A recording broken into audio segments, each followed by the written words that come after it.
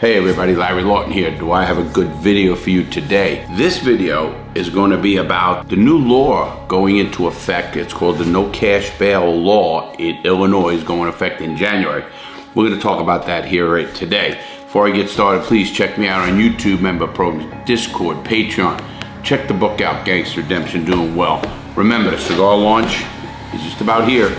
You're going to be able to go purchase pre-orders online at crookeddiamondcigar.com. Also check out for the free cruise, thatbenz.com/giveaway. Check it out as well. You'll like that there. It's all in the links below and stuff of that nature. Now let's get into this video. You know, I got a couple of emails and I got a couple of comments about this law. The law that's going into effect in Illinois. Now, Illinois has a lot of problems. We know that. There's a lot of crime going on in Illinois. There's a lot of murders, unsolved murders. I think it's the murder capital of the country. So they instituted a law. It's called No Cash Bail. It's under an act called the Safe-T Act. And it's pretty wild if you ask me, this whole Safety Act. The Safety, Accountability, Fairness, and Equity Today Act, or Safe-T Act. Well, I get the premise of it. The premise is that why should someone stay in jail just because of it's a money issue? If you're rich and you can get out, why shouldn't someone just because they're poor get out as well? I do understand that part of it, but I don't understand the part of the kind of crimes they're letting it go for. Now listen, they did take away the crimes of domestic violence. If it's a domestic violence case, you have a felony murder would still be required to suspects to remain incarcerated until their trial, court hearing, and those charged with domestic violence would be held in custody for 24 to 48 hours. They'd have to prove that person is a threat to somebody, kind of like getting a restraining order, which I understand. But you know, in this act, listen to the crimes. Just listen to the crimes that they're taking away bail for. There's custody for 12 offenses, including second-degree murder, aggravated battery, and arson without bail, as well as drug-induced homicide, kidnapping, burglary, robbery, intimidation, aggravated DUI, aggravated fleeing and eluding, and drug offenses, and threatening a public official. There's no more cash bail. That means you can get out.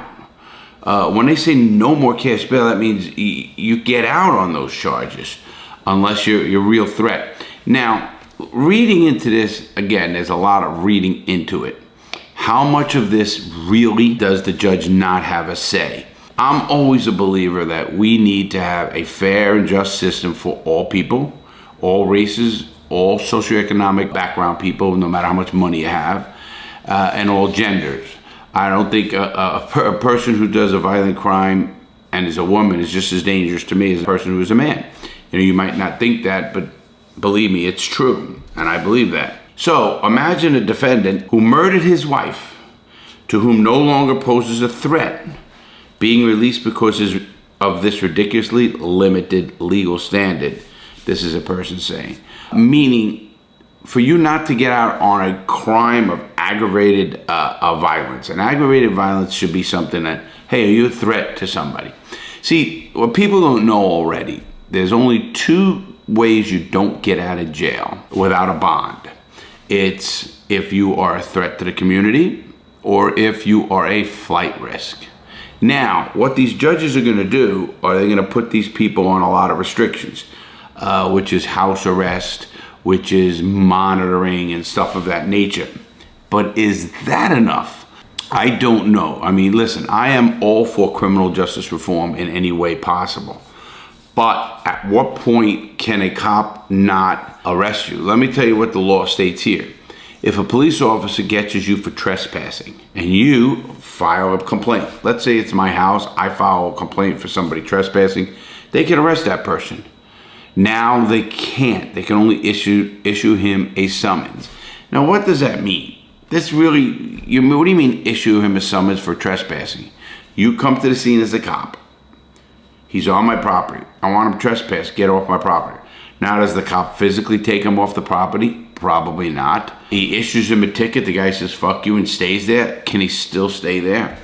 You know, this is very dicey for police, and I think we're asking police to do too much. Obviously, I think what the law intended to do is to say, wait, all of these crimes have bail. But just because a person is poor and they can't afford that bail, they have to stay in prison. I get that part of it, which is wrong. I don't think money should ever play a role in who gets in and out of jail. Again, the standard is, are you a flight risk or are you a threat to the community? If you're an aggravated DUI and it's your third DUI, are you a threat to the community now because you're gonna get in the car again and drunk drive? You know, some people say, no, you can put something on a car, so you can do that. But how about burglary? Are you gonna do it again? I don't know. What about kidnapping? Kidnapping is a crazy one. A crime that has no statute of limitation, kidnapping. A drug-induced homicide. Does that mean the guy's just all fucked up and now we get him off drugs? But what happens if he does drugs again? What are they gonna do with this law? This goes in effect in January 2023. This was all in the papers in the last week. And you know, they wanted my views on it. As a man who's very compassionate, but a man who's pretty logical as well. I do think we need overhaul in our whole criminal justice system. I talk about that all the time. And I don't think a person who makes a mistake and just doesn't have the money should sit in jail and lose his job. Technically, you're innocent until proven guilty in this country, correct? So when you're sitting in that county jail and they arrested you for something, you're technically innocent.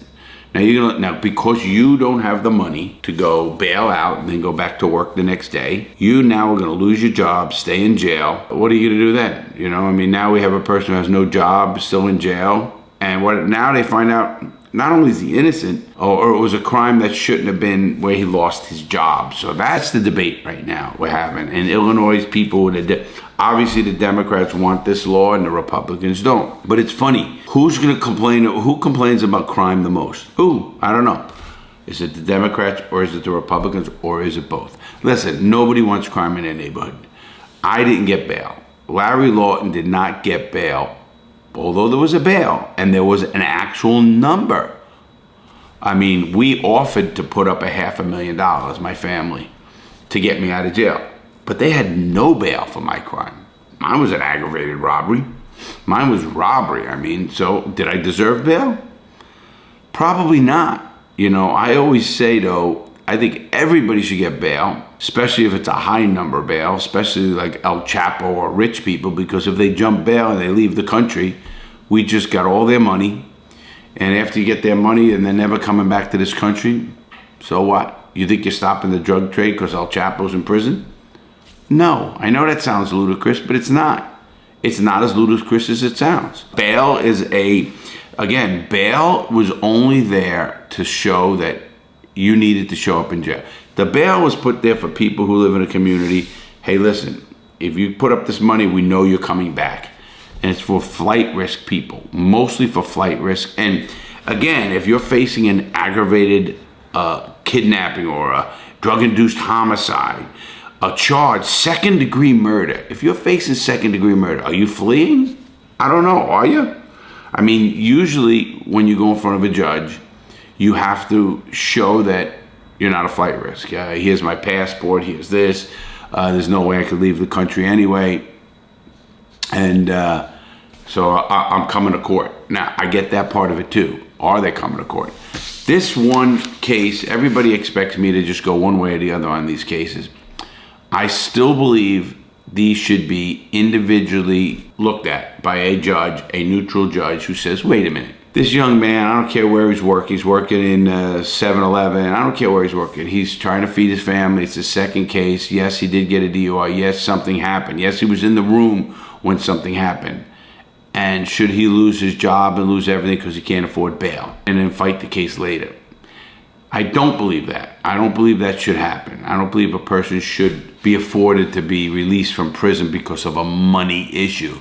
And that's what this is right now.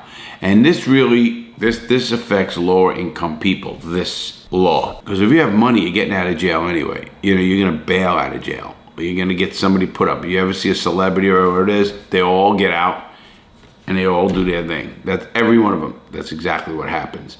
I think in this case, especially in this case, that we should look at every case individually. I don't like blanket laws in anything. I think everybody should be treated as an individual. I think everybody's situation is different, so everybody should be treated differently. Now everyone says, well, that's when, privilege comes in. That guy, knows the person. I think when you lump everybody, just like the crack law, your crack law lumped everybody into one group. It was lower economic people and people of color, definitely. And I don't believe that's right at all. But when you start, just like the prison sentencing guidelines, well, the law did change. They changed that law to make them a recommendation or they're not set in gold. A federal judge in the federal sentencing guidelines can go outside the guidelines, but that judge needs a reason. It's called getting a departure, whether it's a medical departure, whether it's a assistance departure, which is called a 5K1, which is a snitch motion, or a Rule 35, which is where in prison and they come back and get resentenced them. They're all snitch motions. I don't believe in those, you know that. But I do believe that judges should be able to go outside guidelines whenever they want, with any reason they want, obviously explaining why this person doesn't belong to get 20 years. Because what they do, how the sentencing guidelines work is you got the offense over here, and you have a score over here, it's your criminal history score. So they'll take this crime you should get within this kind of time frame, and if you have a criminal history of, let's just say, 1 prior, 2 prior, it comes down, and that's your sentencing guideline. I don't believe in them.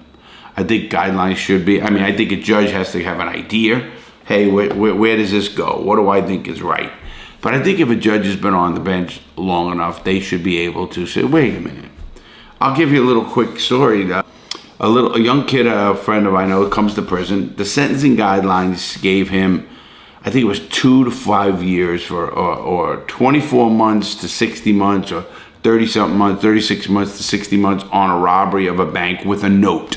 Just with the note.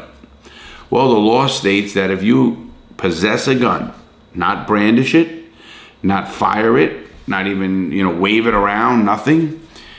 If you have a gun, you get 5 years tacked onto your sentence. And then after that, it is 20 years for every single robbery after that. So this young person I know ended up getting 27 years in prison. 27 years. For robbing 2 banks, got $3,000-$4,000. He was a young kid, he's 19 years old, smoking weed, nothing crazy, and he gets 27 years in prison because of the law, and it's a mandatory, and it's the gun law. Again, do I think that's right? Absolutely not. Did that young man deserve to go from 19, and he ended up serving 24, 25 years, and I know him, he's out now, and he's a great young guy. Well, a little older now. And I think it's wrong that he had to do that kind of time just because he possessed a gun. Now, again, maybe they need to change the laws of what possessing and using and everything else is the law. Like in that law, in the 924C law, it's using a gun in the commission of a felony or possessing a gun in the commission of a felony. Doesn't say using, doesn't say firing. Larry, my case, I beat my gun charge, which was a 924C. Otherwise, I wouldn't got out of prison. I ended up getting 12 years just for the robberies. No gun. Used a BB gun. So I ended up proving that. And then when I used that BB gun, I ended up not having a firearm. So I ended up getting out of prison on that case. So obviously, all the law enforcement leaders in Illinois are up in arms. Stop being up in arms until you find out exactly what the judge can and can't do. I think everybody agrees that there needs to be some kind of way where a judge can give a logical either sentencing or a bail. Let me explain what I mean by that. You have a kid that keeps getting arrested. He gets arrested today for a robbery. Well, there's no bail. No cash bail, so he gets out. He does it again. At what point do you keep him in jail? At what point are all of these laws made just to protect the criminal? And that's not right either. Like I always say in my case, listen, I was a criminal. I deserve to go to prison. I was there. You're not getting any hard feelings out of Larry for that. You know that. Everybody knows that. My problem is when we lump these people into one category and say, okay, all of these crimes. I think it's ludicrous that you don't have a judge with the power and authority to say, well, nope, he needs bail. Whether he has to explain it or not, I think that's important, because I think judges can't just arbitrarily say, hey, you're black, you're gonna stay in jail, you're white, you get out. Because sadly, that does happen. We have a case where there's two white judges in Pennsylvania were getting money to send kids to prison.